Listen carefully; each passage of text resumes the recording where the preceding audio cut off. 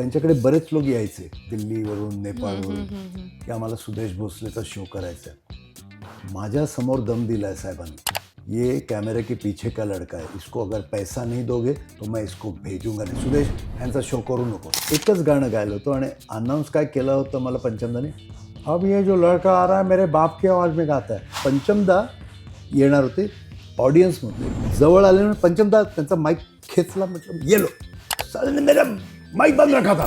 एक वेळ अशी आली की हे मिमिक्रीने मी थकलो म्हणजे वैतागलो. घरचे पण म्हणले, अरे काय माकड चेष्टा करतो, तुझा आवाज आले. तुझं गाव गोवा, शिरोडा, कामाक्षी देवी माझी कुलदेवता.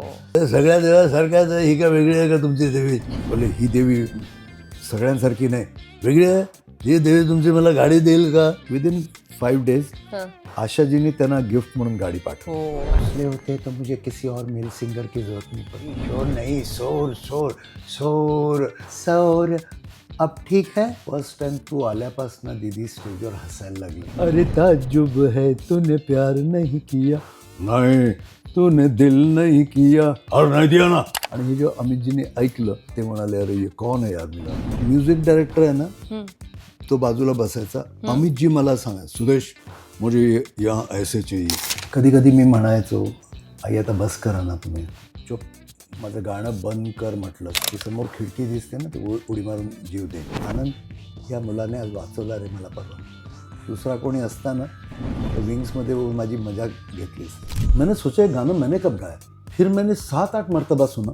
फिर एक जगह जाके मैंने पकड़ लिया. मैंने सोचा ये मैं नहीं, ये सुदेश हो सकता है. एखाद्या व्यक्तीची मिमिक्री करताय आणि सतत तुम्हाला करायला सांगितली तरी तुम्ही बोर नाही होणार. ब्रश करताना दाढी घाबी, आज इतने बाल इतना क्यों रगड़ रहा है बे. या दिवशी मी समजतो ना, अरे अमिताभ बच्चन, त्या दिवशी आवाज निघत. नमस्कार, मी प्रणाली मोरे. अभिजात मराठीच्या थेट बोल विषय खोल या कार्यक्रमामध्ये तुम्हा सगळ्यांचं स्वागत. आणि आजच्या नवीन भागामध्ये मी थोडंसं असं इंट्रोडक्शन करीन त्यांचं. ते म्हणजे ते उत्तम गायक आहेत, ते उत्तम मिमिक्री आर्टिस्ट आहेत, आणि त्याहूनही महत्त्वाचं ते स्टेजवर गेले की फुल ऑन एंटरटेनमेंट असणारच 100%. आता तुम्हाला थंबनेलवरनं कळलंच असेल मी कोणाविषयी बोलते. अर्थात आपले सगळ्यांचे आवडते सुदेश भोसले. सर, तुमचं खूप खूप स्वागत अभिजात मराठी फिल्मीच्या या मंचावर. धन्यवाद सर, जसं आम्ही मोठे झालो आहे ना, ते तुमचे परफॉर्मन्सेस बघून, स्टेज परफॉर्मन्सेस, लाईव्ह परफॉर्मन्सेस जे नेहमी कायम आम्हाला आवडत गेलेत. आणि आम्हाला अमिताभ बच्चन नसले तरी आम्हाला ते भासवून तुम्ही दिले स्टेजवर. तो एक जे हे असतं ना, आपण तो एक एरा तुम्ही पाहिलाय आणि आत्ता हा एरा. तुम्ही स्वतःला जेव्हा मागे वळून पाहता, तुम्ही त्या एराकडे पाहताना आपण आता इथपर्यंत आलोय ते कशाच्या बळावर आलोय हे तर आहेच. कला आहे, मेहनत आहे. तर मला ती एक थोडक्यात तुमच्याकडनं ऐकायला आवडेल, कारण तुम्ही सगळ्यांचे आवाज काढता. म्हणजे एका माणसामध्ये हे एवढी सगळी देणगी म्हटल्यावर मला वाटतं त्याने खूप मेहनतीने हे सगळं केलंय तुमच्या बाबतीत. मेहनतीनेपेक्षा मला नकळत ह्या सगळ्या ज्या कला आहेत, जे आवाज बदलण्याची जी कला आहे, ती मला वाटतं परमेश्वराने दिली मला. म्हणजे त्याच्यात माझं काही क्रेडिट नाही. म्हणजे असं व्हायचं की मी लहानपणी जे गाणं ऐकायचो आणि जसं आपण नॉर्मल माणसं गातो, आपलं आवडतं गाणं आपण गातो, तर मी गायला लागलो की आपोआप तो आवाज निघायचा. म्हणजे सुरुवात जी झाली पहिले के.एल. सेहगल साहेबांची, त्यांचं गाणं म्हणजे रेडिओवर, तेव्हा एकच माध्यम होतं रेडिओ. एखादं गाणं आवडलं तर मी गायलो की लोक म्हणा, अरे तू असाच सेम साऊंड करतोय. मग दुसरा आवाज जो मला खूप आवडायचा, म्हणजे एक आवाज जो मला फार एकदम म्हणतात ना, एक क्युरिओसिटी निर्माण करणारा असतो, म्हणजे S.D. बर्मन त्यांचा.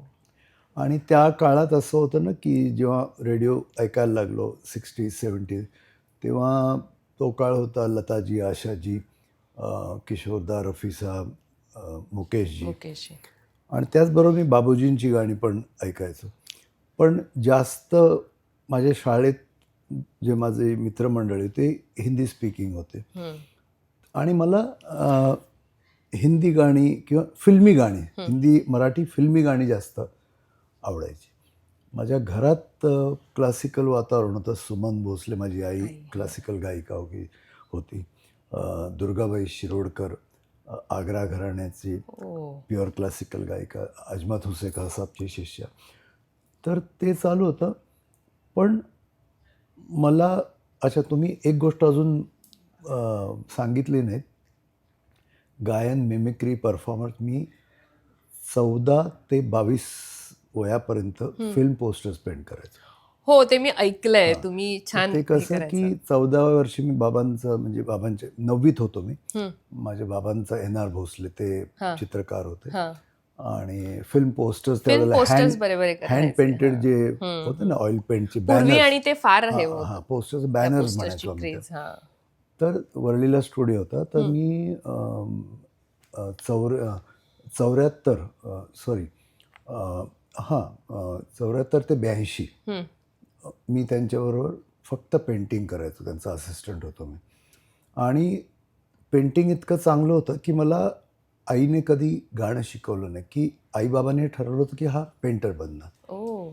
तर मी नेहमी म्हणजे आवडीने अभिमानाने सांगतो, प्रेमनगर, जुली, स्वयंवर, स्वर्गनर्क, श्रीमान श्रीमती, हां. दादा कोंडकेंचे अनेक चित्रपट, सिनेमे. हां.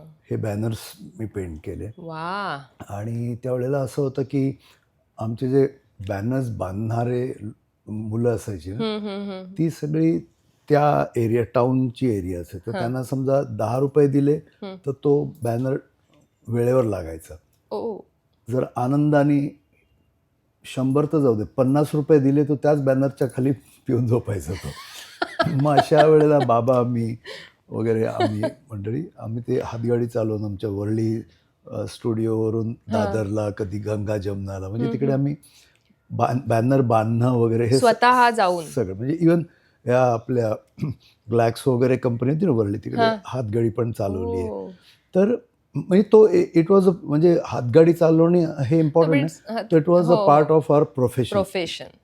आणि त्यावेळेला कसं हे सोशल मीडिया किंवा टी व्ही नव्हता तेव्हा, त्यावेळेला एक सायकॉलॉजी होती पब्लिकची, हं. की पहिला दिवस पहिल्या शोच्या अगोदर जर तो बॅनर लागला नाही हं, हं, हं. थिएटरवर, तर तो फिल्म फ्लॉप व्हायची, ती फिल्म फ्लॉप व्हायची.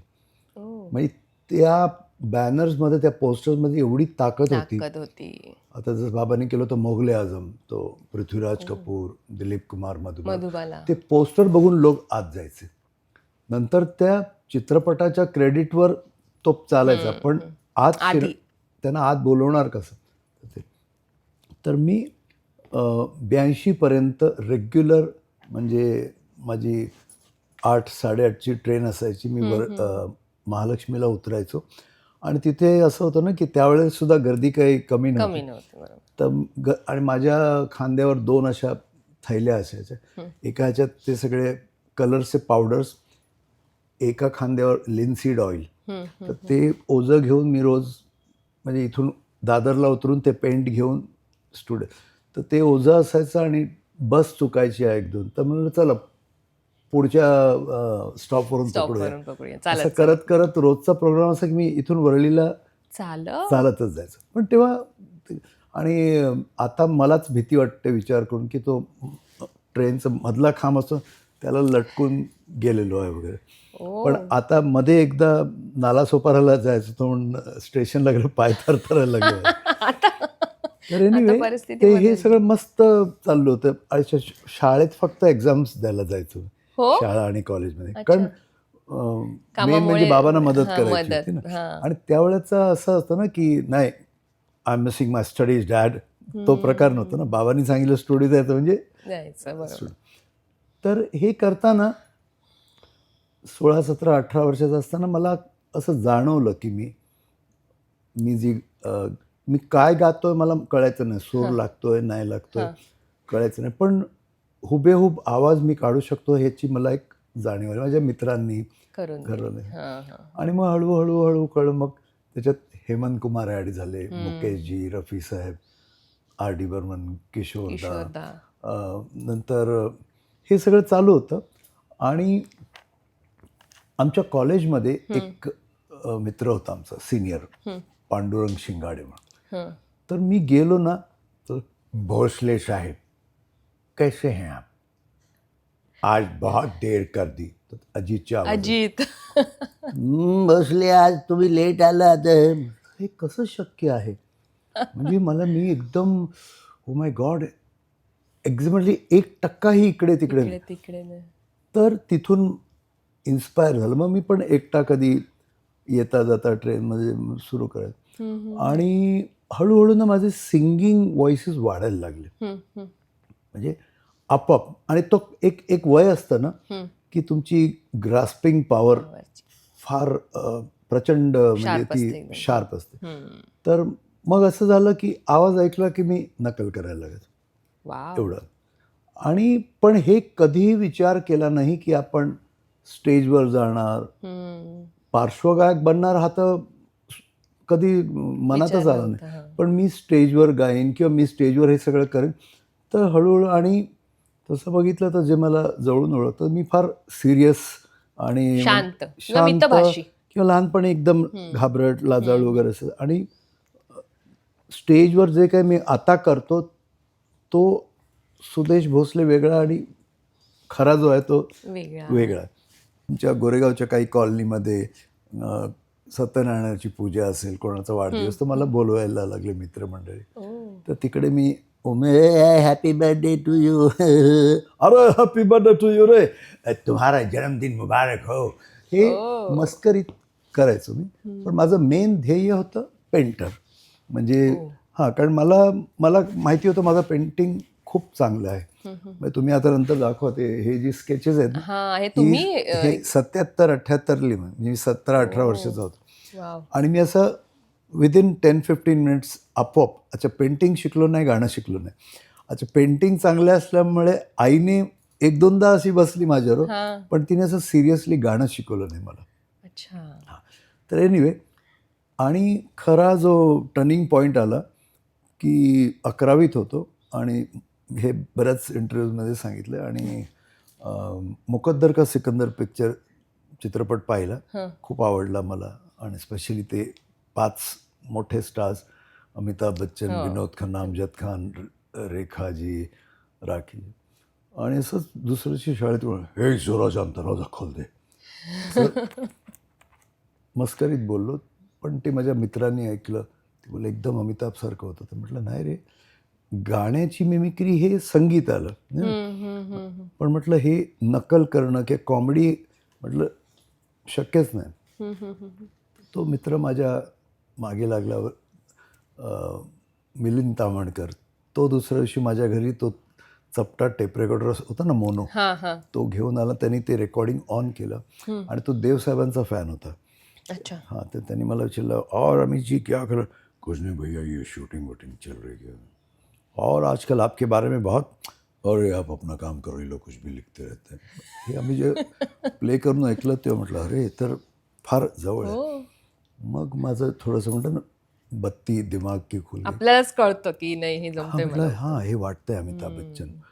आणि मग मी त्यावेळेचे ते दीवार, जंजीर, अमर अकबर, त्याचे VHS कॅसेट्स मिळायचे, त्या आणल्या. त्या घरी पण ते हे नव्हतं, VCR असायचे त्या काळात. VCP, VCR. तर ते शेजाऱ्यांच्या कोणा तरी कॉलनीमध्ये जाऊन तो बघायचा. मग ते डायलॉग्स लिहून घेतले, बायहार्ट केले, तोंडपाठ करून मग बाथरूमच्या कोपऱ्यात जाऊन ते मी, तिकडे तो इफेक्ट येतो ना, इको किंवा रिवर्ब. तर आज होशतबाता की दम, ये हो जो तेरे मंदिर की सीढ़ियाँ नहीं चढ़ा वगैरे, असं मी तासन तास, एक मला प्रॅक्टिसपेक्षा मला ते आवडायला लागलं तो प्रोसेस. बरोबर. आणि मग एक दिवस असंच नॅशनल कॉलेजमध्ये, आपलं बँड्राचं, बँड्राचं तिकडे काय आमच्या कॉलेजचे सिनियर्स ऑर्केस्ट्रा करत होते. तिकडे म्हटलं मुझे भी ले जाओ. बोले क्या करेगा तो, मतलब अमिताभ बच्चन की आवाज़ निकल. बोले डरेगा तो नहीं. म्हटलं नाही, चल आ जा. तर त्यावेळेचे जे 70sचे जे ऑर्केस्ट्रा ते स्टार्स होते त्यांच्याबरोबर गेलो मी. आणि तिकडे मी पहिला अमर अकबर अँथनी एक सिरियस डायलॉग आहे, इधर तुम्हारे घर में, तुम्हारे सामने किसी ने फादर को, और तुम देखते रह गए. इस दुनिया में अपन जैसा लोगों का कोई जरूरत नहीं, लेकिन इसका जरूरत है. दुनिया में लाखों लोग ऐसा मासूम एंथनी को चर्च की बाहर मरने के लिए छोड़ देता है, कोण पालथा सलावर इस बच्चा लोग को, ये पालथा ये. तो असा तो माझा फर्स्ट परफॉर्मन्स होता लाईव्ह सगळ्यांच्या समोर. लाईव्ह. आणि तो सुद्धा एवढ्या मोठ्या ऑडियन्स आणि कॉलेजचे स्टुडंट. आणि हो त्यांना तर क्रेज नाही क्रेजपेक्षा मला बघून दुबला पतला मी असा ऐकलंय काळा आम्ही, हो. जाळा चष्मा, मला पहिले हुटिंग झाली, पण पहिला जो गेला विदाउट पिन ड्रॉप सायलेन्स. आणि डायलॉग ऐकल्यानंतर त्यांना कळेच ना की टाळ्या वाजवायच्या का वन्स मोर. त्याचं कारण असं होतं की त्यावेळेला बरेच हे होते कलाकार मोठे मोठे. ते दिलीप साहेब, राजकुमार साहेब, दादा मुनी, अशोक कुमार, राजकुमार किंवा धरमजी हे करायचे. किंवा त्यावेळेला फेमस होते केस्टो मुखर्जी, जीवन साहेब. फर्स्ट टाईम लोकांनी अमिताभ बच्चन स्टेजवर ऐकला. आणि अमिताभ बच्चनचा तो म्हणतात ना एकदम सुवर्ण काळ, तो काळ पीकचा काळ होता. सुपरस्टारडम होता. आणि सुपरस्टार, त्यांना विश्वासच बसेना की अमिताभचा आवाज सुद्धा कोणी काढू शकतो. तर त्यामुळे तो रिस्पॉन्स बघितल्यानंतर आमचं जे सिनियर्स होते त्यांनाही म्हणलं रे ह्याच्यात आहे काहीतरी. मलाही कॉन्फिडन्स आला. मग हळूहळू मी काय केलं की एक आवाज प्रॅक्टिस करायला लागलो.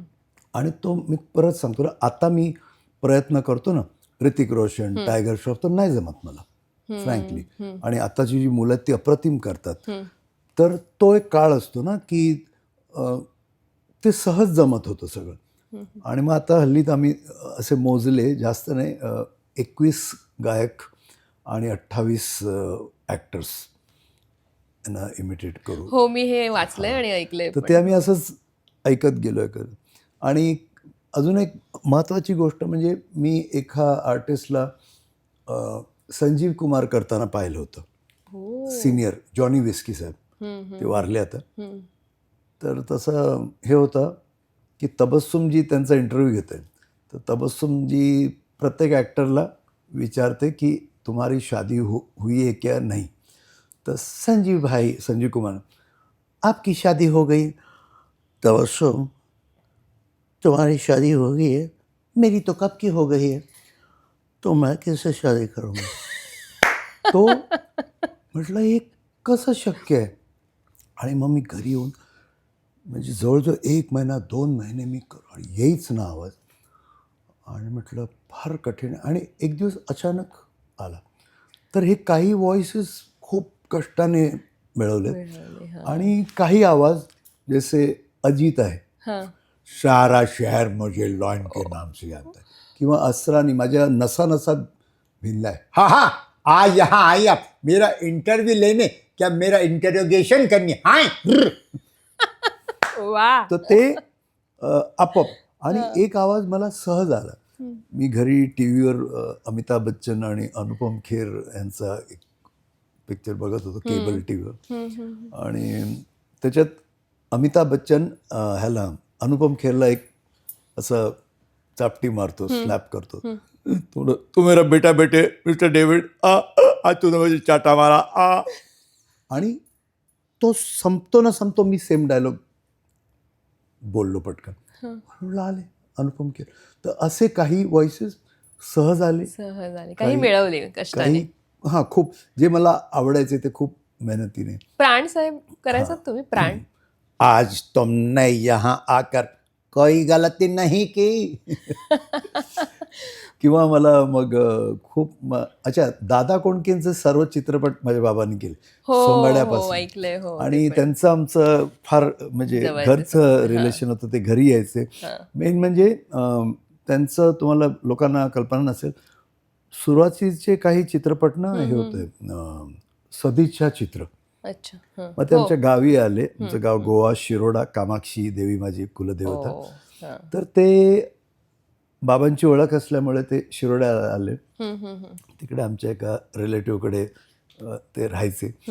आणि एकदा काय झालं, त्यावेळेला ना इलेक्शन्सच्या वेळेला ना सगळे ते पॉलिटिशियन्स प्रचारासाठी निळूभाऊ, अशोक सराफ, दादा कोंडके हे जे त्या काळचे सुपरस्टार्स होते त्यांना प्रचारासाठी घेऊन जायचे.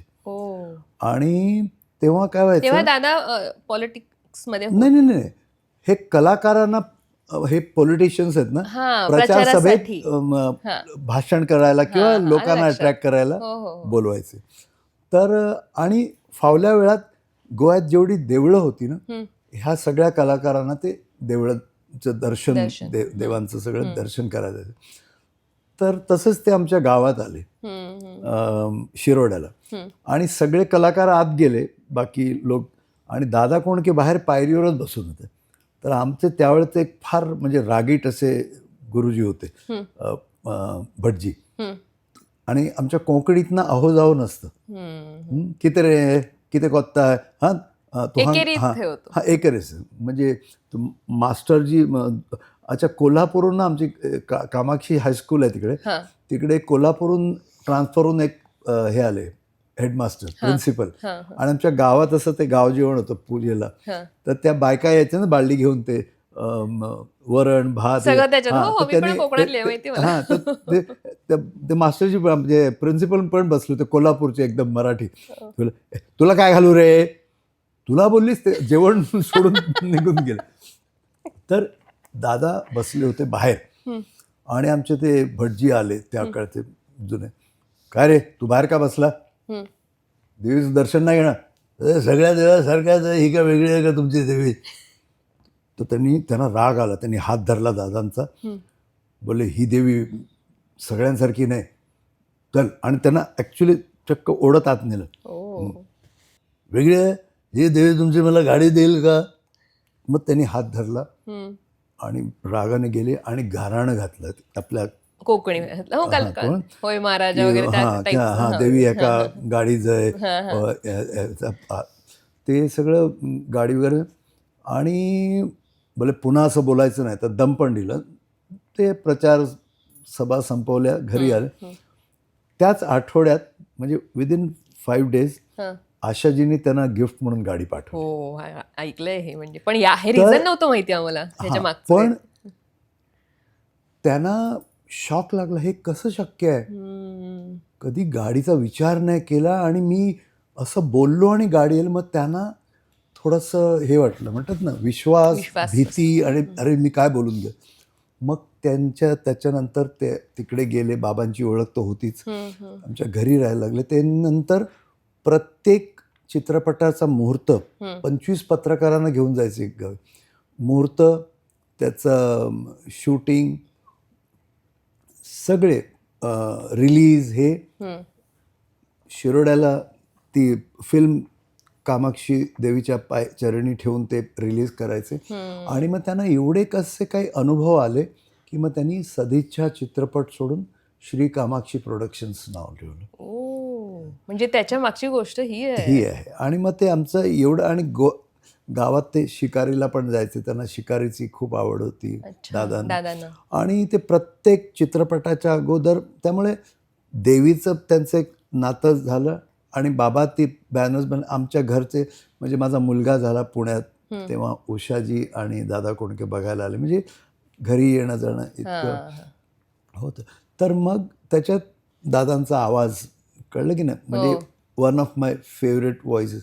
आता मी पण त्यांच्या समोर कधी पहिल्यांदा कधी काढलेला, आणि त्यांची रिॲक्शन काय होती? बाळासाहेब आहेत ना आपले, ते माझे खूप मोठे फॅन होते. त्यांच्या प्रत्येक वाढदिवसाला लक्ष्मीकांत प्यारेलाल नाईट असो, बप्पी लहिरी नाईट असो, मेलडी, ते बोलले नाही मला भोसले हवं. आणि एकदा मला फार अभिमान वाटतो, बप्पी लहिरी नाईट होती, आणि साहेब आले, फटाके वटाके, आणि सगळे कलाकार, गायक मंडळी, बप्पीदा, जितेंद्र, राकेश रोशन, ऋषी कपूर, बाळासाहेबची त्यांची स्वारी येते, आणि फटाके वाजतायत. आणि जसे बाळासाहेब आले ना, कार्यक्रम सुरू व्हायच्या सगळे कलाकार पाय, ठीक आहे भोसले कुठे. वा. आणि मला फार आनंद वाटतो. मग समजा त्या ऑर्केस्ट्रातला एखादा पार्श्वगायक मोठा गातोय, तर प्रमोद नवलकर साहेबांना बघतो मी चालत येत आहेत, आणि बोले साहब ने बोला भोसले को भेजो. मग दुसरा आपको समझ में नहीं आ रहा साहब ने क्या बोला, भोसले को भेजो. जसा मी गेलो स्टेजवर, परत नवलकर साहेब, कारण स्टेज आणि ऑडियन्स खूप मोठं होतं ना, मोठं कारण अंतर असतं. security. हां, मग सिक्युरिटी. तो परत नवलकर साहेब चालत येतात आणि त्यांच्या शेजारी दादा बसलेत. ओ. तर म्हटलं हां दादा, साहेबांनी सांगितलं दादांचा आवाज काढ. ओ. आणि मी बोलतोय, दादा कोण, पब्लिक हसतंय आणि दादा आणि अख्ख्या स्क्रीनवर दादांचा चेहरा, पब्लिक हसून हसून वाट. तर असे आणि ते तेव्हा त्यांनी पहिल्यांदा पाहिलेलं नाही तुम्हाला? त्यांना आमच्या मेलडी मेकर्स ऑर्केस्ट्रात होतो. हां. प्रत्येक शाखेचा कार्यक्रम मेलडी मेकर्स करा आणि ते प्रत्येक शाखेला साहेब उपस्थित. तेव्हापासून मला आणि दिल्लीचा किती मोठा मिनिस्टर आला ना बंगल्यावर, मला बोलवून घ्यायचे, इसको सुनो, अवलिया आहे अवलिया. आणि एकदा बाली ब्रह्मभट आहे ना आपला अम्मा देखो, तो लंडनहून इथे आला स्थायिक व्हायला. तर त्याला सांगितलं की यहाँ साहब को मिलना पडता है इकडे. तर तो गेला एकावरून, hello mister Thakar, this is Bali from London. हाँ ठीक है, हमारे सुदेश भोसले को सुना है क्या, चुम्मा चुम्मा वाले सुदेश. बोले boss, I was so happy, he said he took your name. बोले मी बाली ब्रह्मण लंडन, वो सब ठीक है, हमारा सुदेश को सुना है की. इतकं म्हणजे प्रेम. आणि ते वारले त्याच्या काही 5-6 वर्ष अगोदर त्यांना माझा वाढदिवस कळला. प्रत्येक वाढदिवसाला रात्री 12 वाजता मला फोन यायचा मातोश्रीवरून. बाळासाहेबांचं. हां, वा. नाही म्हणजे यायचा, मातोश्री बोलतोय, साहेब बोलणार. ओ. आणि मग एक मंत्र बोलायचे आणि सुदेश खूप म्हातारं वा वा होईपर्यंत वा वा. शेवटपर्यंत. आणि त्यांचे स्वतःचे कोणाचे मोठ्या बिझनेसमॅनचे कार्यक्रम असले, काही सभा असल्या, बरं सुदेश आहे की नाही विचारत. तर म्हणजे म्हणतो ना, म्हणजे मला ह्या कलेमुळे आमच्या बघा लग्नात पण आले. हो, आपण येणार आहोत. प्रत्येक फोटोची आठवण मला सांगा. आणि मेन कसं आहे की त्यामुळे लताजी, आशाजी, किशोरदा, अमिताभ बच्चन असे म्हणतात ना, एक से एक गुरु, प्रत्येक आपापल्या क्षेत्रातले गुरु, त्यांचा मला म्हणतात ना आशीर्वाद मिळाला, प्रेम मिळालं. आणि मला जेवढं प्रेम आणि आणि लोकांना मी सांगू इच्छितो की आमची जी इंडस्ट्री आहे ना, त्याच्यात असं म्हणतात ना की ग्रुपिझम आहे, नेपोटिझम आहे किंवा बऱ्याच घाणगोणी गोष्टी. पण माझा वेगळा अनुभव आहे. मला जे काही मिळालं, म्हणजे किशोरदा माझ्याशिवाय कार्यक्रम करायचे नाही. नंतर मी लताजींना बरोबर जायला लागलो ना, तर त्यांनी कॅनडामध्ये म्हटले होते, भोसले होते तो मुझे किसी और मेल सिंगर की जरूरत नहीं पडती. आणि मी ते वेगवेगळ्या आवाजात गायचं. ते अनिल मोहिले म्हणाले, सुदेश मी दीदीबरोबर 40 वर्ष आहे, फर्स्ट टाईम तू आल्यापासून दीदी स्टेजवर हसायला लागली. नाही तर दीदींसमोर मस्करी किंवा जोक मारणं म्हणजे मोठे मोठे. मी काही व्हिडिओज पाहिलेत ते तुमचे आणि जसं त्यांचे. फॉर एक्झाम्पल एक हसतायत खूप त्यावर. व्हायरल झाला ना तो, पवन करे सोर, हा तोच पाहिलाय. मुकेशजींचा डायलॉग ना, अरे बाबा शोर शोर नहीं शोर शोर शोर. तो मी मस्करी, अरे बाबा शोर नहीं शोर शोर शोर. तर शोर अब ठीक है. म्हणजे दीदी कधी मस्करी का सूर म्हणजे सिरियस ना ते. तर तो खूप हे झाला. आणि मग ते कुमार शानूचा आवाजात घ्या, त्या गालातल्या गालात हसायच्या मुकेशजीला. तर ते पण मला खूप त्यांनी. आणि आशाजींबरोबर तर मी 40 वर्ष आहेत. आणि त्यांचं लताजींचं मी एक ऑब्झर्वेशन बघितलं. आता आम्ही अमेरिकेला ब्रेकफास्ट करत आहोत, दीदी बसल्यात, मी कसं नसतं ना एकदम आपण थोडंसं याच्यात हां असतो. थोडं बिचकून बिचकून. म्हणून, भोसले तुम्ही फार शांत शांत असता. तर मी अजून घाबरलो. पण मला माहिती आहे आशाकडे खूप मस्ती करता तुम्ही. तर त्या सगळ्या गोष्टी. वा, तशा त्या मिश्किल होत्या पण बोलायच्या. कोपरखळी बरोबर मारायच्या.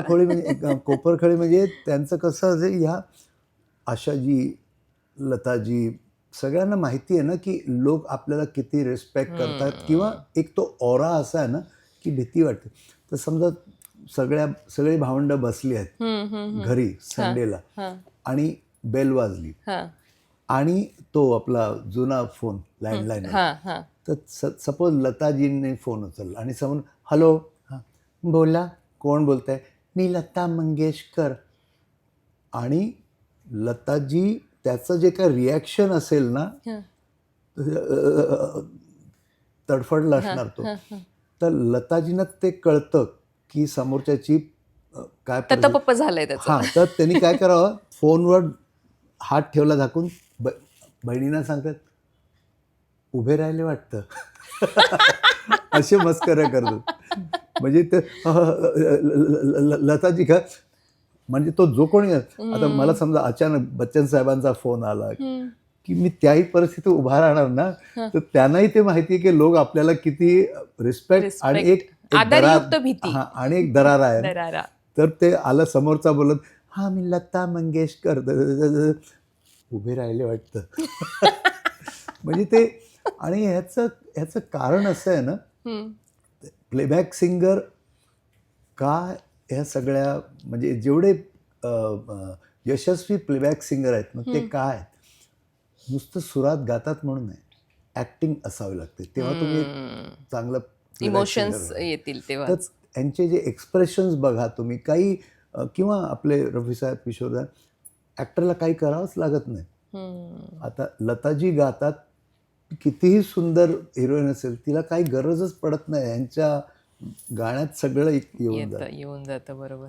मी काही असेही किस्से मला सांगाल तुम्ही, जेव्हा तुमचे लाईव्ह परफॉर्मन्सेस असतात, म्हणजे तिथे बऱ्याचदा सगळं जिवंत घडत असतं, तुम्हाला तिथे रिटेकची काही हे नसते, जे आहे ते समोर लोकांपर्यंत पोहोचते. असं कधी झालंय की एखादी चूक झाली पण लोकांना कळली नाहीये, तुमच्याबरोबर लोकांनी ती सावरून नेली किंवा कशा पद्धतीची? ॲक्च्युली असा काही कसं आहे ना, किस्सा? एक सिंगर आणि परफॉर्मरमध्ये हा एक बघा, एक सिंगर आणि प्लेबॅक सिंगर ह्याच्यात फरक असा आहे की त्या प्लेबॅक सिंगरला ॲक्टर असावं लागतं, आणि सिंगर स्टुडिओतला आणि सिंगर परफॉर्मर स्टेजवर, ह्याच्यात एक फार म्हणजे मी बघितलंय, म्हणजे अतिशय सुरात गाणारे स्टुडिओमध्ये स्टेजवर कधी कधी अति कॉन्शियस होतात, आपला सूर जाऊ नये म्हणून, आणि त्याच्यात गडबड होते. आणि आम्ही लहानपणापासून स्टेजवर असल्यामुळे आम्हाला तो डिफरन्स, आता मी जर हा स्टुडिओत असेन आणि मी माईक आहे, तर मी परफॉर्मन्स नाही, माझ्या ॲक्टिंगमध्ये, माझ्या गाण्यामध्ये, माझ्या शब्दांमध्ये मी ॲक्टिंग आहे. पण समजा आता मी ह्याच्यात आहे, स्टुडिओत आहे, ये जो मोहब्बत है, ये जो मोहब्बत है, ये उनका है काम. आता मी गायलो, आता हेच जर मी स्टेजवर असं, ये जो मोहब्बत है, नाही तर चालणार. ये जो मोहब्बत है, ये उनका है काम, पब्लिकला वाटतं अरे बापरे.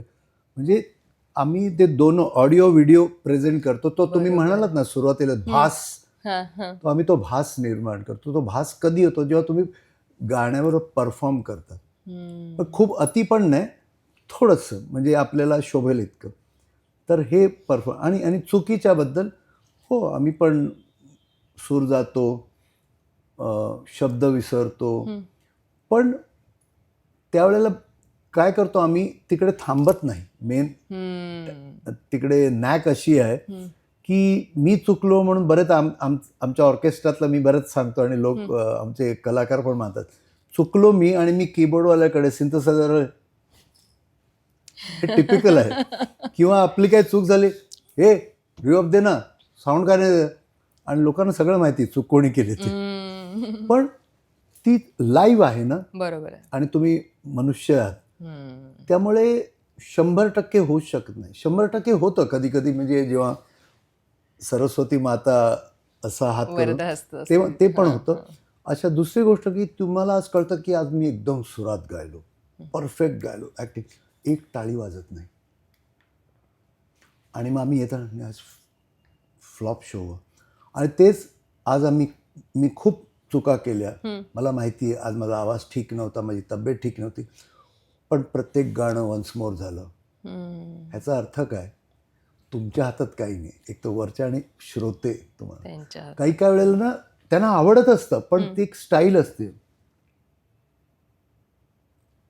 आणि जसं USA वगैरे, आणि आता लोकांना ते कळलंय की कलाकार म्हणजे तो तुमच्या टाळ्या शिट्या वन्समोरवर तो जगतो. तो हा विचार करत नाही की मला 50,000 मिळाले का 25 लाख मिळाले. त्यावेळेला आम्ही म्हणतो ना 100% आपला जीव ओतून परफॉर्म कर. कोणीही कलाकार किंवा परत त्याचं म्हणतो कोणीही प्रोड्युसर डायरेक्टर मुद्दाम फ्लॉप फिल्म बनवत नाही. बनवत नाही. बरोबर. आपण काय करतो, जातो 2 मिनिटात त्याचा कचरा करून येतो है ना.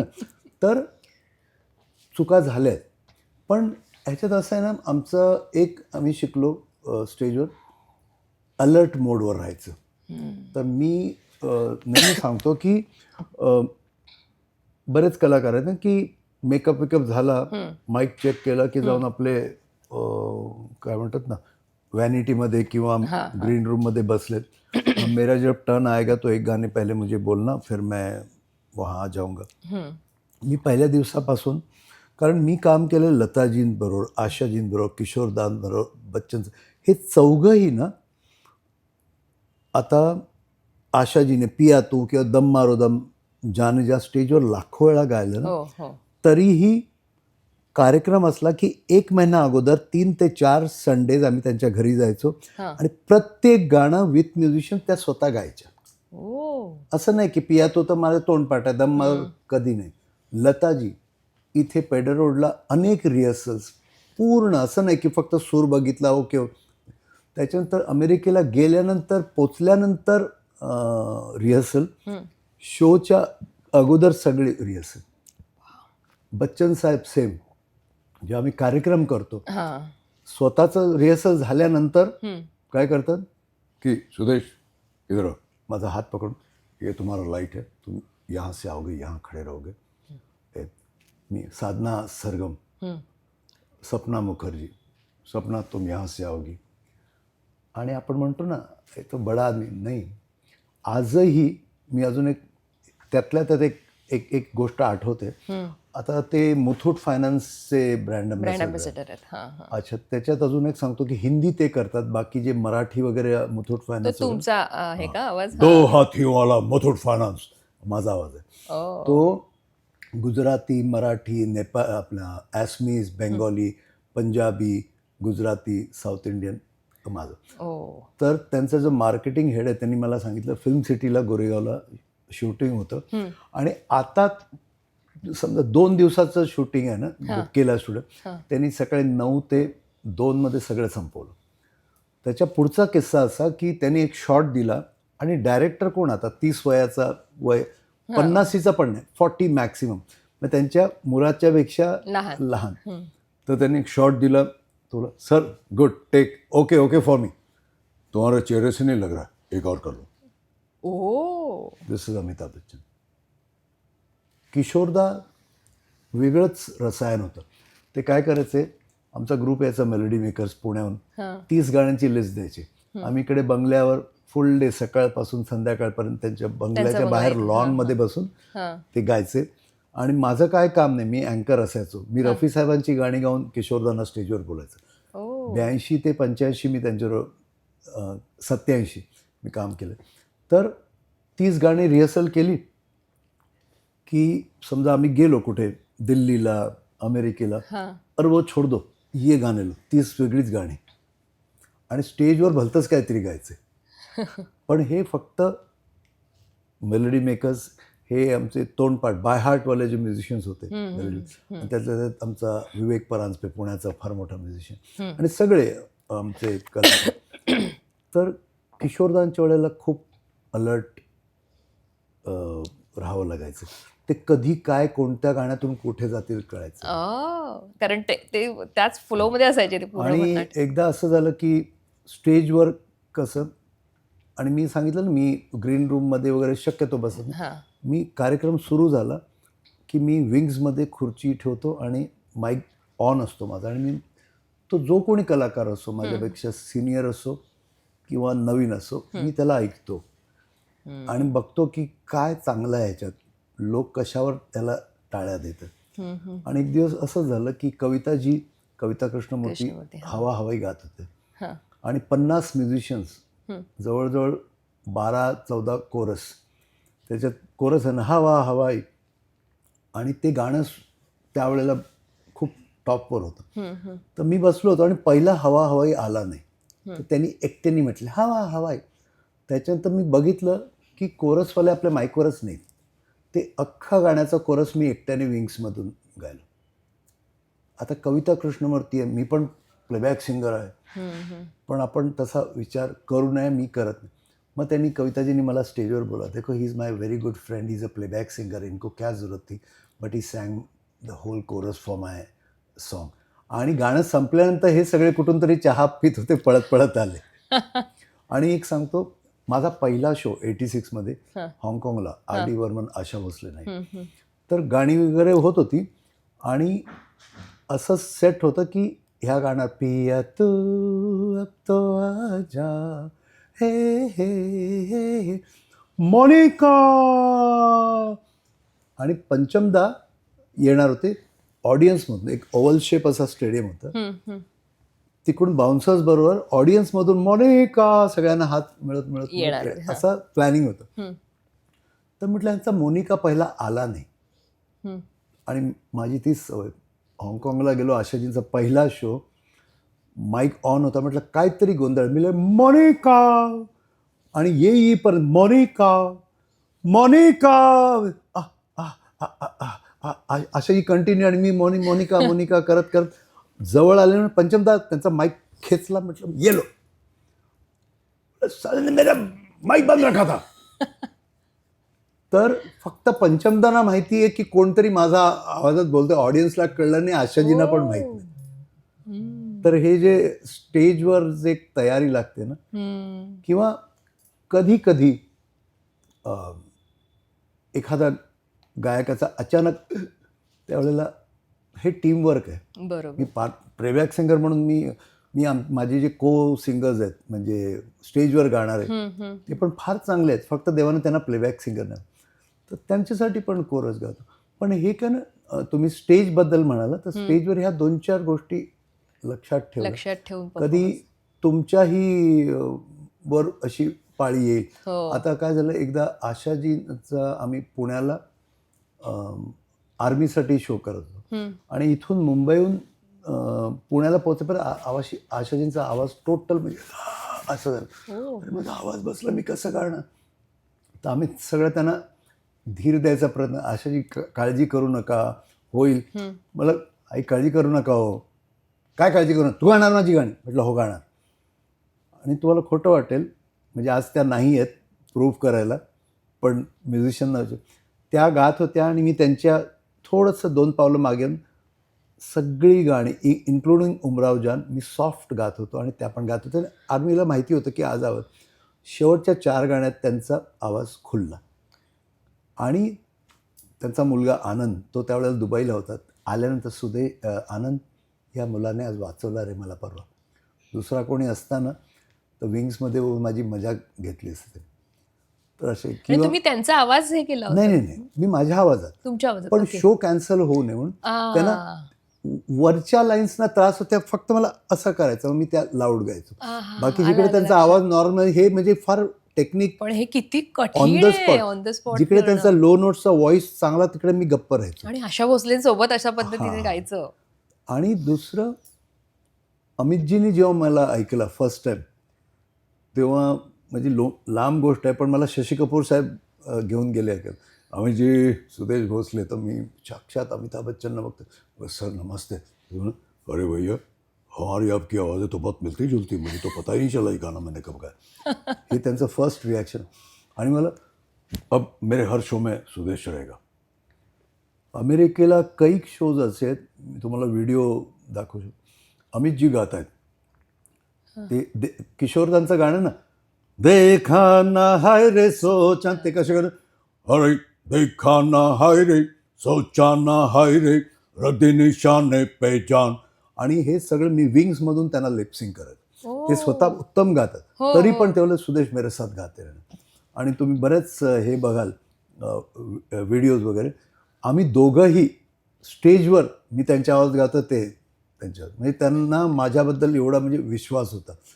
आणि एक मला कोणीतरी अचानक व्हिडिओ पाहिला माझा, जुम्माचो, अरे हो जुम्मा फेमस झालं ना, तर एक आय लव्ह मुंबई म्हणून विलासराव साहेब देशमुख मुख्यमंत्री, तेव्हा या सगळ्या चौपाट्यांवर 4 ठिकाणी का 10 ठिकाणी महाराष्ट्रात एका ठिकाणी आपल्या मुंबईत शो होतं.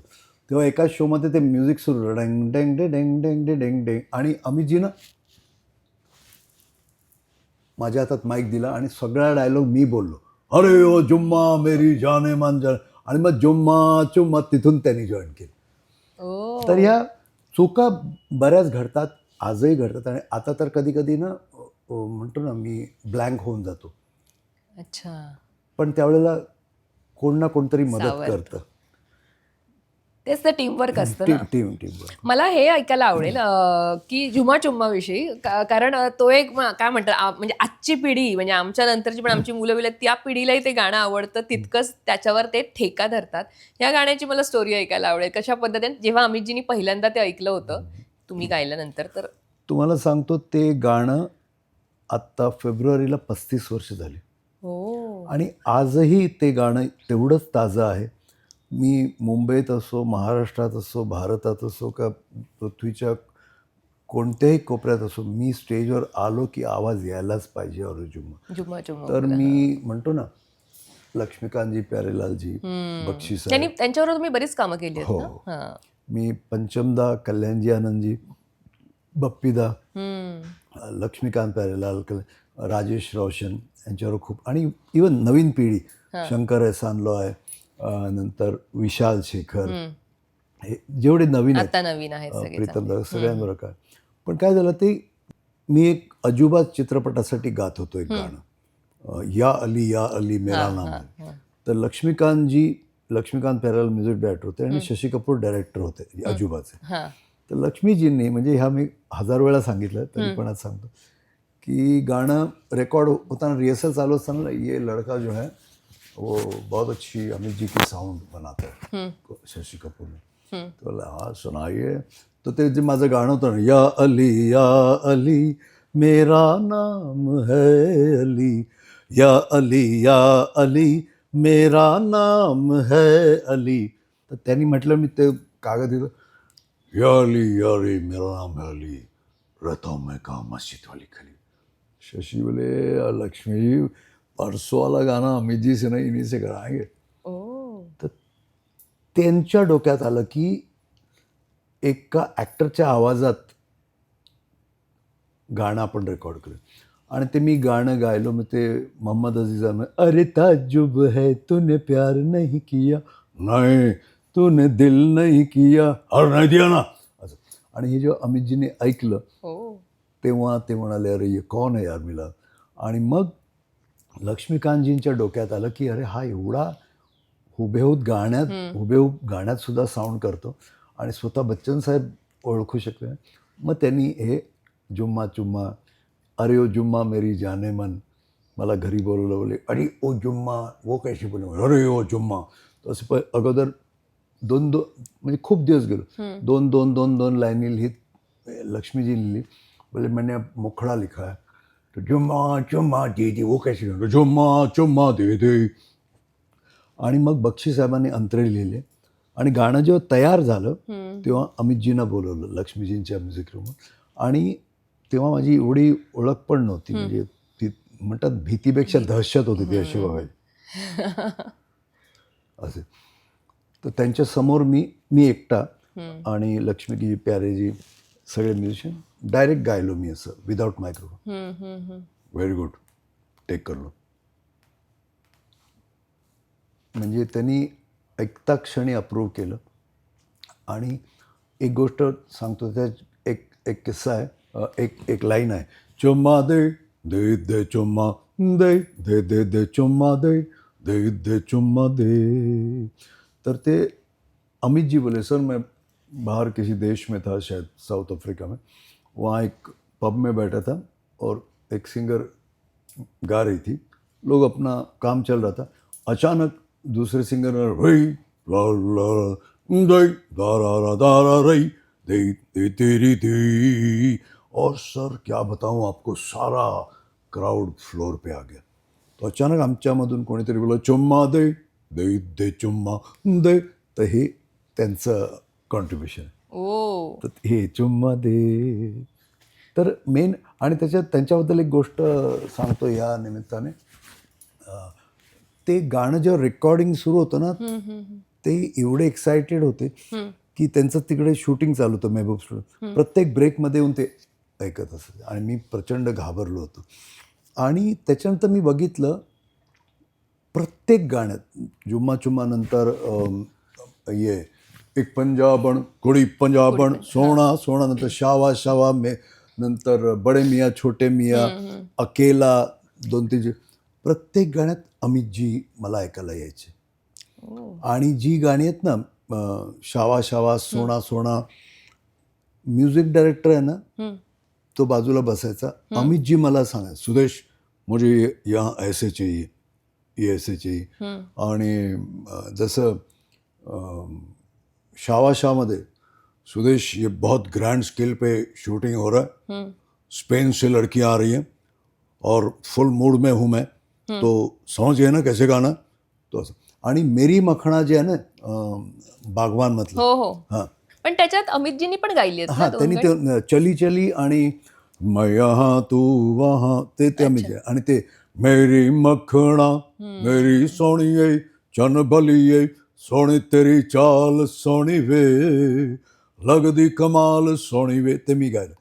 त्या एका गाण्याला अमितजी नव्हते मुंबईत, हां तर त्यांनी जयाजी आणि अभिषेकजीनं पाठवलं. हां आणि गाणं ऐकल्यानंतर आदेश श्रीवास्तव, मी, रवी चोपडा जे डायरेक्टर, ते गाणं गायल्यानंतर ऐकल्यानंतर रेकॉर्डिंग झाल्यानंतर जयाजीने मला आणि आदेशला मला आणि आदेश श्रीवास्तवला 100 रुपये दिले. बोले आप दोनों ने बहुत अच्छा गाना बनाया, एक टोकन ऑफ अप्रिसिएशन. आणि अभिषेकजी बोलले this is the best song you have song for Paa. तर त्या म्हणायचं असं की आणि म्हणतो ना ते गाणं रेकॉर्ड होता होताच हिट झालं. आणि मला कल्पना नव्हती की असं काही चमत्कार होईल. पण मला जेव्हा गाणं शिकवलं गेलं, लक्ष्मीकांतजी प्यारेलालजी बोलले होते सुदेश ये गाना जिस दिन बाहर आएगा तू देखना कहाँ से कहाँ जाएगा. 6 महिने अगोदर बिफोर रेकॉर्डिंग, म्हणजे त्यांचं विजन बघा तुम्ही. आणि मला कल्पनाच नाही, मी आपला गायलो आणि अमितजी समोर होते तर घाबरून गायलो, प्रचंड टेन्शनमध्ये गायलो, कारण नवीन नवीन होतो आणि लाईव्ह होतं हे सगळं, 80 म्युझिशियन. पण नंतर म्हणतो ना ते त्या एका गाण्याने म्हणजे जवळ असं म्हणून ते एक गाणं 1000 गाण्यांच्या बरोबर आहे. म्हणजे ते म्हणतात ना मला playback singer Sudesh Bhosale, voice of Amitabh Bachchan Sudesh Bhosale, शेकडोनी हजारोनी अख्ख्या जगभर कार्यक्रम, म्हणजे नाव इज्जत शोहरत पैसा, बोलते नाना पाटेकर इसकी कोई कमी नाही, इज्जत शोहरत पैसे की कमी, तसं त्या गाण्याने मला दिलं. आम्ही असं ऐकलंय की संजीव कुमार यांना पण तुम्ही डबिंग त्यांचं बरंच केलंय हो. वगैरे, असं ते काय मला काय ते झालं, जाणून घ्यायचं. एक वेळ अशी आली की हे मिमिक्रीने मी थकलो म्हणजे वैतागलो. की काय झालं, मी स्टेजवर आलं की अमिताभ बच्चन, नाना पाटेकर, असरानी, SD बर्मन, आणि मी स्टुडिओत जरी गेलो ना तरी मला बच्चन साहेबांच्या आवाजात गायचे. एक मी भजन गायलं गणपतीचं, फार एकदम म्हणतात ना एकदम सुरेल मेलोडियस, खूप चांगले शब्द, आणि मी ते गायलो आणि प्रोड्युसरने ते गाणं ऐकलं आणि बोललं यार मजा नहीं आया.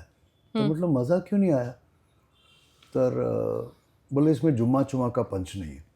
तो मतलब सर ये इसमें अमिताभ बच्चन डालूंगा तो ये कॉमेडी हो जाएगी, लोग आके मारेंगे. नहीं फिर आपको क्यों बुलाया हमने. तर हे मी फार सहन केलं. म्हणजे कधी कधी अमिताभ बच्चन नसताना सुद्धा मला अमितजींच्या आवाज, जसं ते गाणं ना इश्क में मिस्टर लोवा लोवा तेरी आंखों का, जे मला सांगितलं की अमितजी शहनशाहच्या गेटअपमध्ये येणार आहे, ओपन करणार. चित्रपटात बघितलं की जॉनी लिव्हर आहे. नंतर एक हसीना मान जाएगी मध्ये मला सांगितलं की अमितजी आहेत गेस्ट म्हणून, गोविंदा आणि संजय दत्त.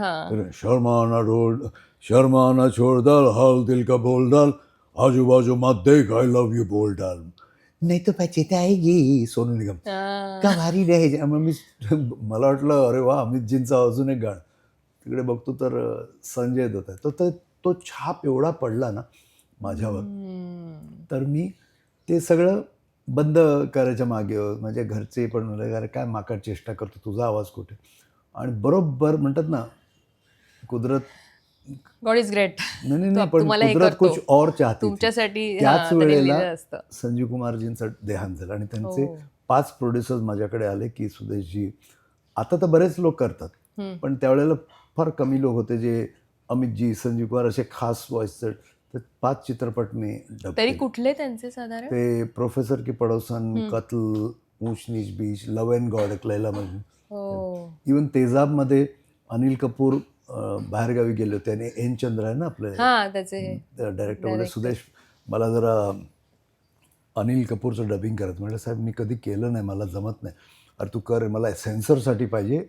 तो आल्यानंतर तो करेल परत, पण ॲटलिस्ट. तर मी म्हटलं मी कधीच नाही, तू कर रे. तर त्यांनी अनिल कपूर एअरपोर्टला जाता तर एका थिएटरमध्ये मला बोलवलं, अरे आप कर लो ना. म्हणलं सर मैं संजीव कुमार करता हूँ बच्चन. अरे कर लो यार. तर मी दुसऱ्या कोणातरी एका आर्टिस्टला ऐकलं होतं तेव्हा, अरे मास्क काय बाबा झकास, अरे व्हेरी गुड मी एअरपोर्ट जा रहा हूँ, करो. आणि मग तो अनिल तेजाब, कपूर बोलले असं? हां. आणि मग मी तेजाब केला. त्याच्यात अनिल कपूरने सुद्धा केलं. हो. पण जेव्हा ते प्रिंट्स निघाले ना, त्या इंजिनियरला कळलं नाही सुदेश भोसलेचा ट्रॅक कोणता आहे आणि अनिल कपूर. ओ, पहिल्या वाव. 25 प्रिंट्स माझ्या आवाजात आहेत. प्रीमियर माझ्या आवाजात झाला. वा. म्हणजे तेजाबचा. तेजाबचं तर ते अनिल कपूर, माधुरी दीक्षित, एन चंद्रा, दिनेश गांधी आणि त्या प्रीमियरमध्ये जॉन लिव्हर पण आहेत ना त्याचे. हो. तर इंट्रोलमध्ये यांनी आपलं एन चंद्राने विचारलं, ए जॉनी माहिती आहे का कोण आहे हा? बोले अनिल आहे. अरे नाही रे आपला सुदेश आहे. का हो? त्यांनी मला रात्री 2 अरे तू केलोस? अरे मी पण नाही ओळखलो. तू मच आहे रे, तू मचमच आहेस रे, मला पण कळलं नाही. अरे जॉनी लिव्हर. हां. आणि असे बरेच ॲक्टर्स आहेत जे म्हणतात सुदेश हम लोग जरा शूटिंग के लिए जा रहे, एक रील बच गई आप कर लो. तर ते आम्ही आमच्यासारखे आर्टिस्ट करतात. बरोबर. शोलेमध्ये काय आहे तुमचं? शोलेशी कनेक्शन काही नाही तेव्हा खूप तेव्हा लहान तुम्ही होतो. लहान असाल हो. त्यामुळे कदाचित तेव्हा मी म्हणतो ना एक फॅन होतो या. पण एक सांगू इच्छितो की आपल्याला लोक जे म्हणतात ना की आमचं जे क्षेत्र आहे फिल्म आणि स्टेज हे असं आहे तसं आहे, बऱ्याच गोष्टी आपल्याला. पण मला वाटतं मला सगळे चांगले लोक भेटले. आणि असंही म्हणतात ना, म्हणजे हे तरुण जर बघत होते की इकडे दारू सिगरेट प्यावी लागते, काही नाही. मी दारू सिगरेट तंबाखू शिवलं पण नाही आणि नाही माझं भोसले आडनाव चेंज केलं. ह्या गोष्टींनी काही फरक त्यावेळी पडत असं नाही. होतं त्यावेळी होतं की बरेच लोक तुमचं मराठी आडनाव विन्ना असलं करून की टाकायचे. काम मिळायला हां, प्रॉब्लेम हां. यायचा असं नाही, होतं. त्यांना असं एक समज होता की मराठी म्हटलं की आपल्याला काम मिळणार नाही. तसं असतं तर मग लताजी आशाजी चाललं. आणि सर्वात लेटेस्ट तुम्हाला मी उदाहरण देतो, अजय अतुल. हो. जर तसा आपल्या मराठींविरुद्ध असं काही असतं आहे थोडं बहुत, मला सांगा कोणत्या क्षेत्रात सगळीकडेच आहे. ग्रुपिझम वगैरे थोडं चालतं, पण त्या गोष्टी आपण लक्षात. मग मोठमोठे करण जोहर, धर्मा प्रोडक्शन्स आणि कितीतरी मोठ्याने अजय अतुल मराठी आहेत ना, त्यांना का साईन नाही केलं, त्यांना का साईन केलं? तुम्ही तुमचं काम दाखवा.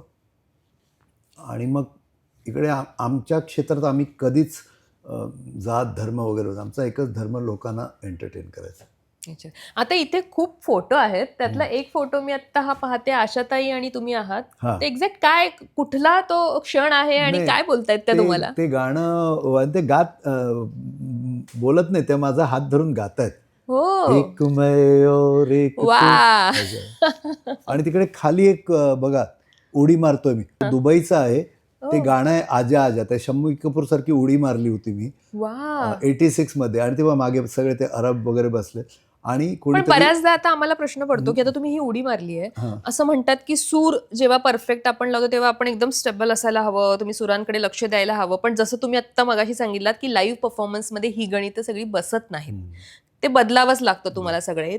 हे करताना तुम्ही किती कॉन्शियस होतात किंवा किती कॉन्फिडेंट होतात? अजिबात नाही, कारण तेव्हा मी नवीन नव्हतं, तेव्हा लाज ज्या शरम काही नव्हतं. आणि एका कोणीतरी ऑडियन्समधून हा घेतला. आणि मेन कसं आहे ना, मी असं अभिमान म्हणून, हम तो किशोर कुमार के चेले आहे ना, तिथे उलटे बसून टांगा झाडून काही करायचं. आणि हे कसं असतं ना, तुमचं सायकोलॉजी असते. जर तुम्ही पहिल्यापासून असे उभे राहून गायला, तुम्ही जरा जरी डान्स केला तर तुमचा सूर हलणार. आता आम्हाला कितीही, मी आता गाता गाता माझे व्हिडिओज आहेत, गाता गाता मी लहान मुलांना धरून फोटो काढतोय, एका एका हातात माईक आणि हे डायरेक्ट ऑटोग्राफ देतोय आणि गाणं चालू आहे सायमल्टेनियसली. हे बऱ्याच वर्षाच्या म्हणतात ना एक एक्सपिरियन्सने आहे. मला आणखीन एक तिथे फोटो आता दिसतोय, अमिताभ बच्चन सर आहेत आणि तुम्ही आहात. हो. कुठला सोहळा आहे तो इव्हेंट? 1990 मध्ये आहे. हा. हा मुंबई पोलीससाठी आम्ही दरवर्षी कार्यक्रम करतो. अच्छा. अनेक वर्ष. एक मराठी होतो, उमंग म्हणताय तुम्ही? नाही तोच हा. हिंदीमध्ये तो उमंग असतो, पण आम्ही परळचं जे मैदान आहे ना हा. तिथे मराठी कार्यक्रम करतो. अच्छा. तर असे आम्ही वर्षानुवर्ष 2 कार्यक्रम, एक मराठी आणि हिंदी. हिंदी. ओके. पोलीस आपले जे पोलीस कर्मी आहेत ना त्यांच्या परिवारांसाठी. अच्छा. तर हा 1990चा आहे आणि त्याच्यात आम्ही दोघं देखाना सोचाना गातो. ओ. ते त्यांच्या आवाजात तर मी माझ्या, आणि मागे पण तुमचे आवाज असे हे नाही झाले का सेमच तुम्ही एवढं हे करता दोघं जण तालात पण? असतो ना आणि सेम व्हॉइस ना, आणि मी त्यांना फॉलो करतो. ओ. लोकांना वाटतं की एकच माणूस गातो, पण ते त्यांचा मोठेपणा की ते मला असं नाही म्हणाले कधी की तू मागे लपून गा.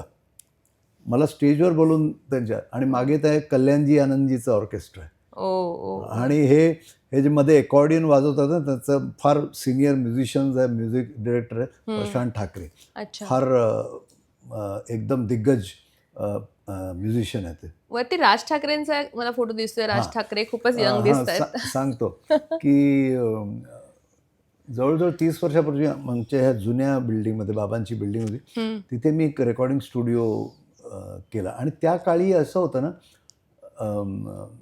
बाळासाहेब, राजसाहेब, उद्धवसाहेब हे महिन्यातून 2-3 वेळा भेटायचे, कारण त्यांच्या प्रत्येक शाखेचा आम्ही कार्यक्रम करायचो मेलडी मेकर. तर मी स्टुडिओ केल्यानंतर अमितजींबरोबर पण उठणं बसणं होतं, कारण आम्ही शोज करायचो. आशाजींबरोबर तर रोजच हे होतं. तर मी काय केलं, चुकून माझ्या तोंडातून अमितजींना निघालं, सर मैं स्टुडिओ ओपनिंग आहे, आप आएंगे? अरे आएंगे भी गाएंगे. आणि त्यांनी हो म्हटल्यावर माझी हालत खराब. म्हटलं या छोट्याशा गलीमध्ये कसं सांभाळेल.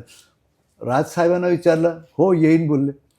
आशाजींना विचारलं, त्या पण. आणि 3 म्हणजे आपल्या देशातले 3 दिग्गज पॉप्युलर ह्या गलीत लाठीचार्ज झाला होता.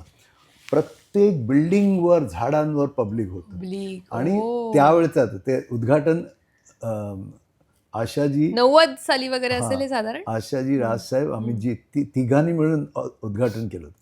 तेव्हाचा तो फोटो आहे. आणि मला लताबाईंबरोबर पण तुम्ही गाताना दिसताय वरती. हो, तर त्यांच्याबरोबर मी मुंबईमध्ये माहिती एक स्टेडियम, अंधेरीचा स्टेडियम आहे ना आपलं, तिकडे 35,000चा हाऊसफुल शो होता लताजींचा.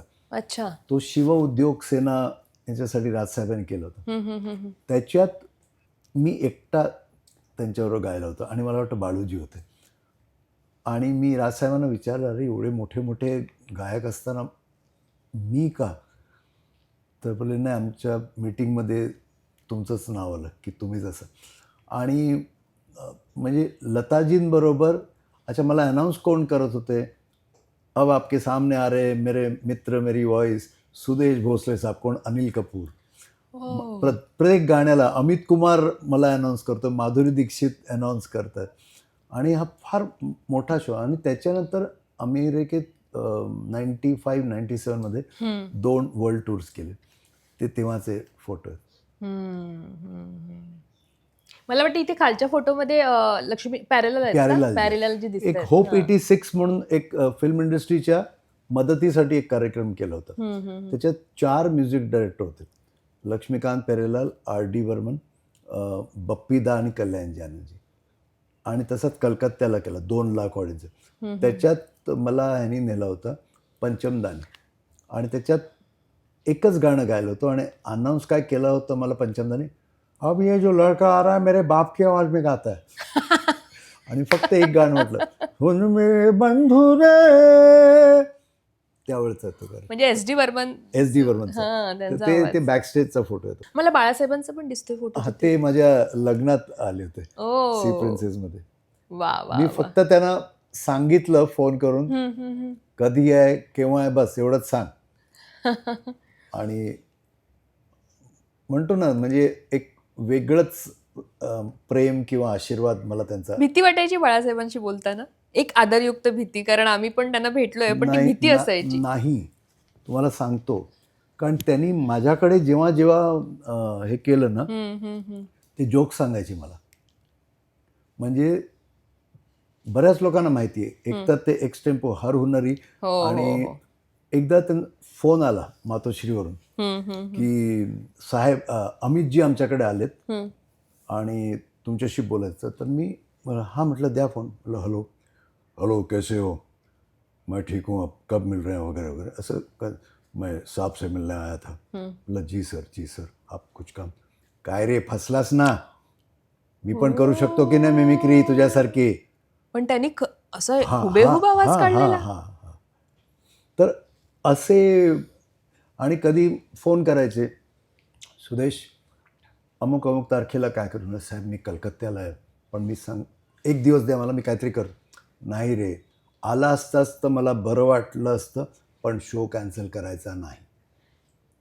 आणि त्यांच्याकडे बरेच लोक यायचे दिल्लीवरून, नेपाळवरून, की आम्हाला सुदेश भोसलेचा शो करायचा आहे. माझ्यासमोर दम दिला आहे साहेबांनी, ये कैमरे के पीछे का लड़का है, इसको अगर पैसा नहीं दोगे तो मैं इसको भेजूंगा नाही. सुदेश ह्यांचा शो करू नकोस. हे फार क्वचित आढळतं आपल्याला. तर काही लोक म्हणाले, सर इनका शो करेंगे, इनको छत्रपति का अवार्ड देंगे और हमारा नाम होगा. नाम करना है, किसी 5 स्टार के होटल पे जाके पत्थर मारो, कांच तोड़ो, तुम्हारा नाम हो जाएगा. इसको नहीं भेजूंगा मैं, सुदेश जायचं नाही. इतकी म्हणजे काळजी पण होती. मध्ये असाच फोन आला, सुदेश काय रे, हल्ली तुला टी व्हीवर जास्त बघत नाही, काय चाललंय, काय कोणाला फोन करू का, दम देऊ का. म्हटलं साहेब तुम्ही फोन केलात, मिळालं मला सगळं. म्हणजे एक वेगळं. आणि पण एक आहे, मी ते म्हणतात ना, तो रिस्पेक्ट, ते डिस्टन्स, त्यांना माहिती होतं हा कधी कामासाठी माझ्याकडे येणार नाही. आला नाही. त्यामुळे मला खूपच म्हणतात ना, मी म्हटलं ना, मी फार काहीतरी पुण्य केलं. हे जेवढे प्रत्येक आपापल्या क्षेत्रातले जे दिग्गज आहेत ना, बरोबर. त्यांच्याबरोबर म्हणजे खूप आशीर्वाद. आता कसे संबंध आहेत, म्हणजे राजसाहेब, उद्धव साहेब, आता कशा कारण मी पद्धतीने कलाकार आहे ना. संबंध आहेत? उद्धव साहेब आता आशाजी जेव्हा वारल्या त्यांच्या इकडे त्यांचं पार्थिव ठेवलं होतं ना. तर उद्धव साहेब, रश्मीजी, आनंद भोसले, अनुजा त्यांना भेटल्या आणि सगळं कॅमेरा सगळं होतं. आणि जाताना परत माझ्याकडे वळून हात म्हणून आपण भेटूया बोलले. त्या गर्दीत गरज नव्हती त्यांना. किंवा मध्ये राजसाहेब, एका दादा कोंडकेंचं एक हे होतं, चरित्राचं एक पुस्तकाचं प्रकाशन होतं, एका बुकचं. तेव्हा त्यांनी मला, राजसाहेब आणि मला बोललो होतं, कारण आमचं घर.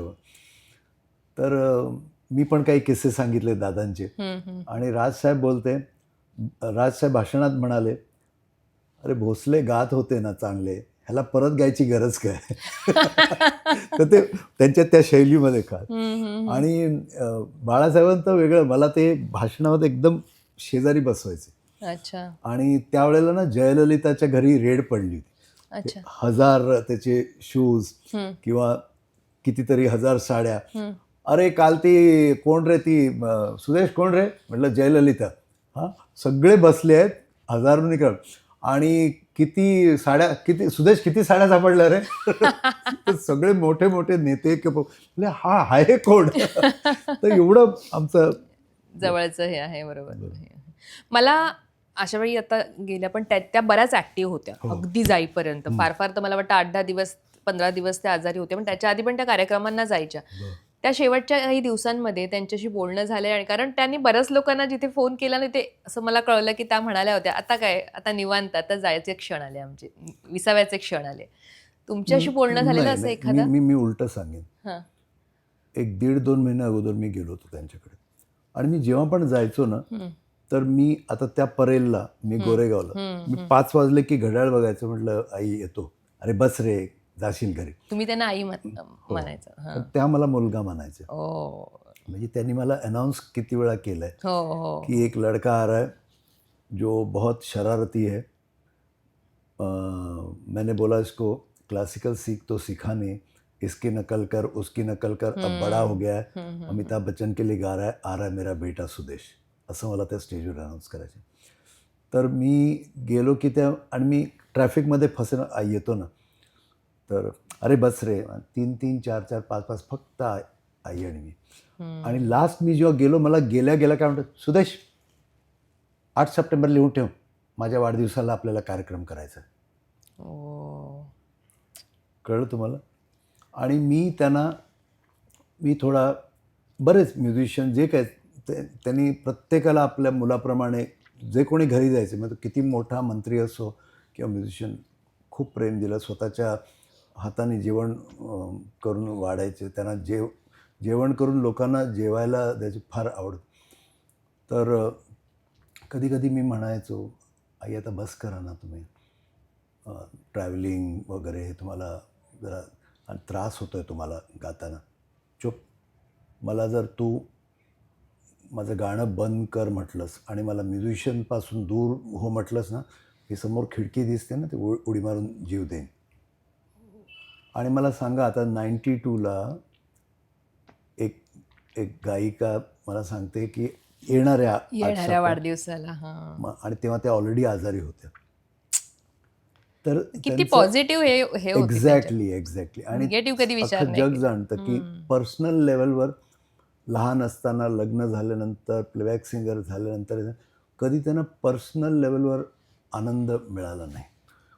एक म्हणतात ना, ते आपल्या आधी आपले 2 मुलं जाणं आपल्या डोळ्यासमोर. हो. तर बऱ्याच गोष्टी अशा होत्या ज्या माझ्याशी शेअर करायच्या. आणि त्यांना आणि शेवटचं मला बोललं, सुदेश आता आज लोकांना बहुतेक वाटेल हा कॅमेऱ्यावर फेकतोय.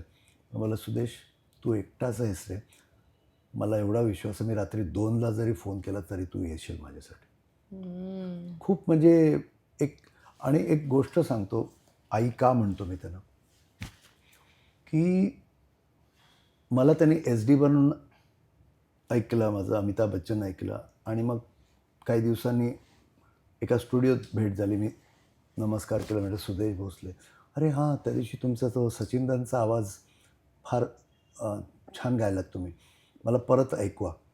तर मी घाबरत आता आशाजींबरोबर फर्स्ट टाईम भेटतो आणि म्हणतं, ते गाणं आहे अमर प्रेममध्ये, झोली में बिठाई के कार लाये मोरे सजना के द्वार. सचिनदांचं बॅकग्राऊंड गाणं आहे अमर प्रेमचं.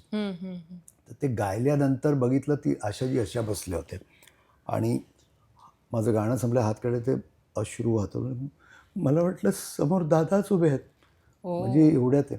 आणि मग त्यांनी पंचमदाना ऐकवलं. पंचमदाना पण वाटलं की अरे ये तो पिताजी जैसा गा रहे. तो बोले मेरे पिताजी के जब दांत निकाले थे ना, तो एग्जैक्ट उनकी गाने में से एक सीटी निकलती थी, तो तुमने बहुत एग्जॅक्ट पकडी.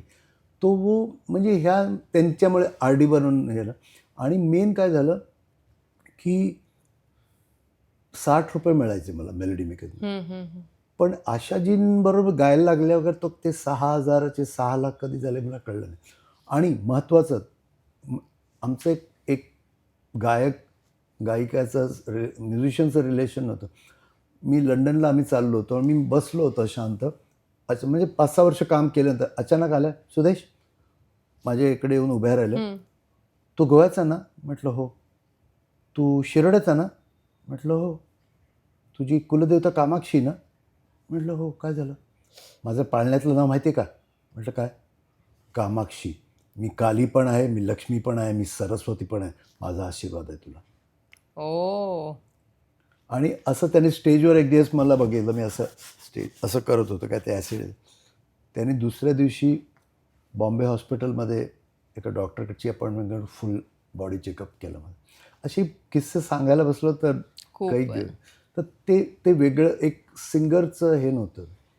म्हणून आम्ही, आणि ते सगळेच म्युझिशियन आम्ही त्यांना आई म्हणायचं.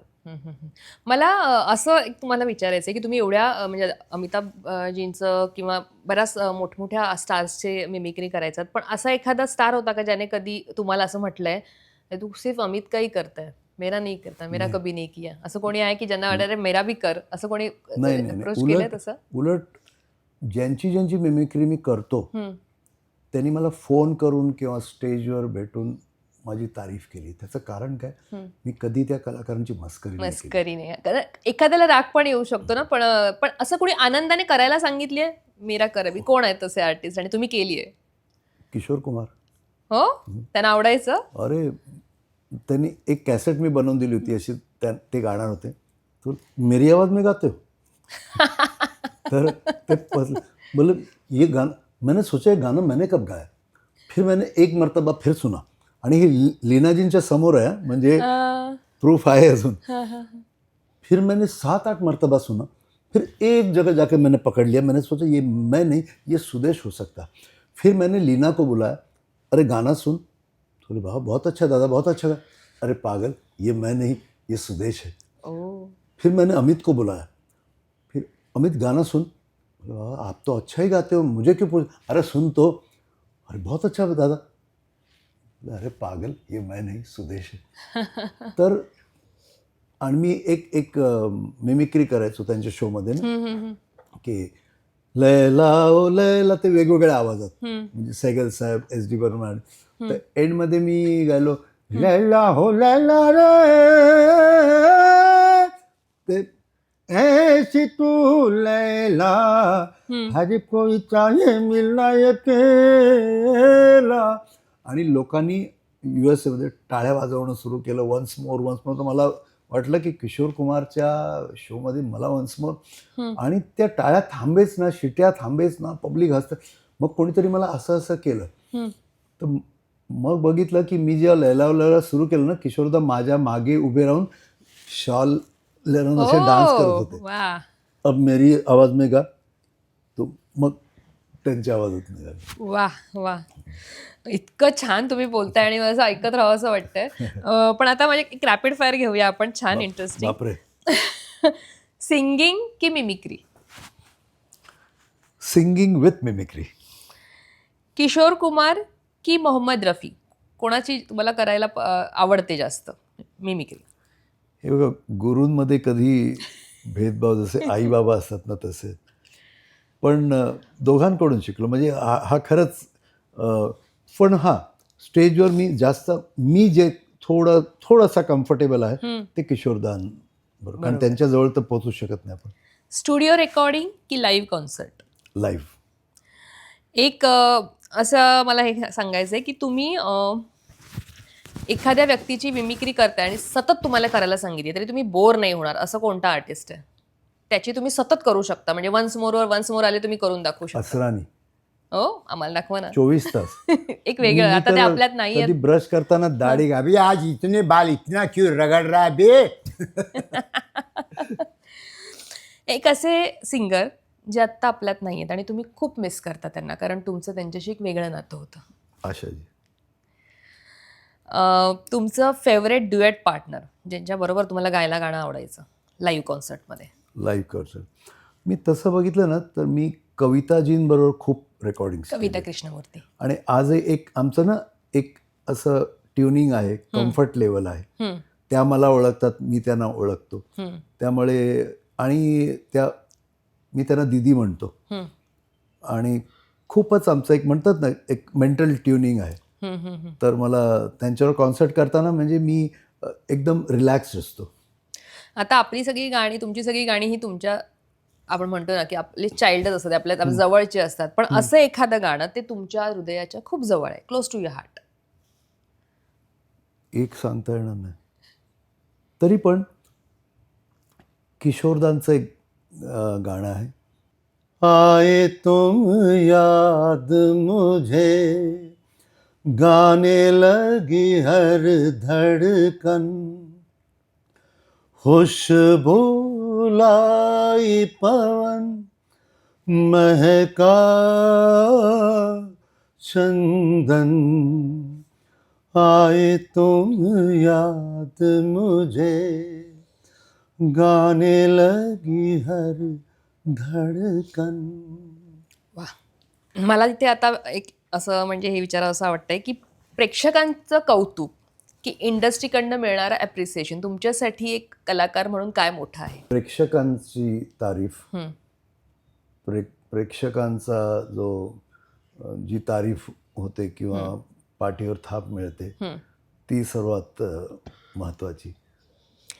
जर आता तुम्ही कॉन्सर्टही करता तर अशा एखाद्या कॉन्सर्टमध्ये तुम्हाला जर आशा भोसले यांच्या आठवणींना उजाळा द्यायचा असेल तर कोणतं परफॉर्म कराल गाणं तुम्ही? ये रातें ये मौसम नदी का किनारा ये चंचल हवा कहा दो दिलों ने कि मिलकर कभी हम न होंगे जुदा ये रातें ये मौसम नदी का किनारा ये चंचल हवा. मस्त. आणि लता दीदींना, लता दीदींच्या आठवणींना उजाळा द्यायचा तर? लताजीनं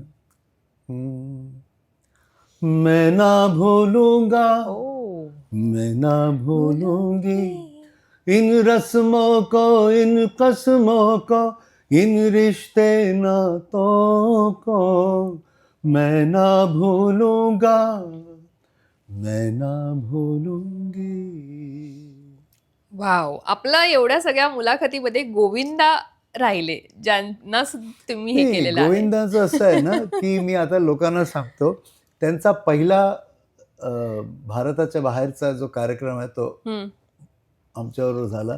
हा. अनेक कार्यक्रम केलेत आणि तो एक म्हणतो ना आपल्या इंडस्ट्रीचा एक वर्सटाईल ऑलराऊंडर कलाकार जर नाव घेतलं तर गोविंद आहे. आणि आजही मी जेव्हा माझ्या स्वतःसाठी असं वाटतं, कधी असं वाटतं ना आज आज थोडा मूड ठीक नाही, लो आहे, तेव्हा मी 2 कलाकारांचे चित्रपट बघतो आणि रिकमेंड करतो, गोविंदा आणि दादा कोंडके. ओ. आणि त्यांचे चित्रपट पाहिले ना की तुम्हाला डोक्याला त्रास द्यावाच लागत नाही, फक्त आनंद आणि आनंद आणि प्रसन्नता.